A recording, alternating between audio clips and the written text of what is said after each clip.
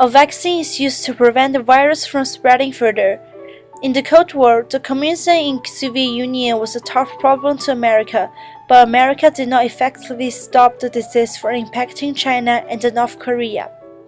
The Cold War is a military and political conflict between communism and capitalism, separately led by the Soviet Union and the United States. The emergence of communism in China and the Korean War led the Cold War into a new situation. Soviet Union is a communist. However, America is a democratic. They both think their political system is the best and want to expand separate it over the world. Communism and capitalism are always opposite. After the World War II, the world divided into two groups. One is Warsaw Treaty Organization led by Soviet Union, including People's Republic of Albania, People's Republic of Bulgaria, Czechoslovak Republic, German Democratic Republic, People's Republic of Hungary, People's Republic of Poland, People's Republic of Romania, and the Soviet Union. Another one is NATO, North Atlantic Treaty Organization, led by United States including Canada, Belgium, France, Luxembourg, the Netherlands, Britain, Denmark, Norway, Ireland, Portugal, and Italy. Although the Cold War means two groups are conflicting in the economic, political, military, diplomatic, and cultural parts without war, the situation in East Asia broke the settlement. In 1949, the communism that led by Mao succeeded in taking control over the mainland of China. The Mao's arbitrary ruling showed the shortage of practicing communism. In 1945, as soon as Japan surrendered to China, the cooperation between communism and nationalism broke down and the conflicts arose.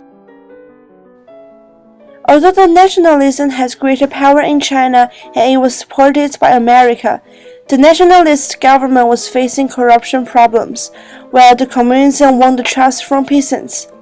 Under the help of the Soviet Union, the communism's hard work against the Chinese power led to the victory, but the US denied the new government of China.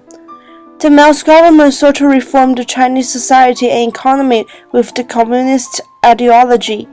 It discouraged the traditional Chinese beliefs as well as seized the property of rural landlords and the business owners throughout China. Mao's government tried to spur farmers' and workers' productivity and improve the communist society by practicing Great Leap in 1958 to 1960, which people were gathered into small communes and were given the same amount of food and life necessity. However, the Great Leap decreased farmers' motivation to work harder, and the workers began producing bad quality products. Consequently, the Great Leap led to a food shortage, natural disaster, and 3-year starvation. In 1966, Mao brought out the Great Proletarian Cultural Revolution, which unified Chinese people's knowledge in order to suppress the bourgeois. The whole society stopped progressing, and the army was restored.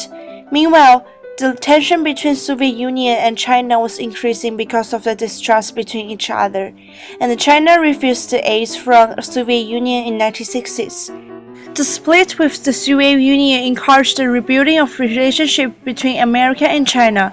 President Nixon established the diplomacy with China, but America continued isolating the Soviet Union. The nation of Korea occupies a peninsula on China's northeastern border. Korea used to be conquered in early 20th centuries. After Japan was defeated in World War II, Soviet and America agreed to divide Korea temporarily around the 38th parallel of latitude. North Korea was communism ruled by dictator Kim Il-sung, and South Korea was a non-communist led by Sangman Lee. Both countries want to rule the entire country. Northern troops attacked the South first in June 1950. The United Nations Security Council condemned the invasion and sent the United Nations force to help South Korea. United Nations force stopped the offense of northern troops along a line known as the Pusan Perimeter. US-led troops captured the northern southern rail line and cut off the supplies of North Korea. Nevertheless, the success of U.S. force alarmed China. In late November, Chairman Mao sent thousands of Chinese troops to help North Korea. After a tough winter fight, Chinese troops and North Korean troops forced U.S.-led troops and South Korean troops back to the 38th parallel. In 1953, the Korean War turned into a settlement, and millions of southern and northern troops remained in the demilitarized zone. The truce of Korean War marked the victory of communists. The failure of nationalism in China and the victory of Korean War proved that the communist power, in some aspects, is greater than the capitalist.